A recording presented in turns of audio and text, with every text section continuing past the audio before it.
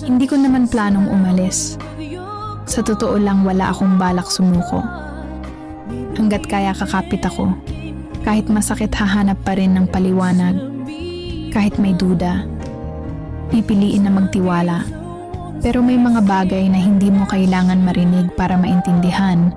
May mga katotohanang hindi man aminin pero mararamdaman mo unti-unting pagbabago. Yung dati na ako ang una mong kinukwentuhan, ngayon mamaya na lang tayo mag-usap.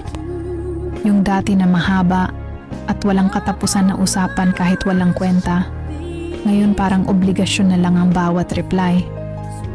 Tuwing tinatanong kita kung kamusta ka, isang simpleng pagod ako ang sagot mo.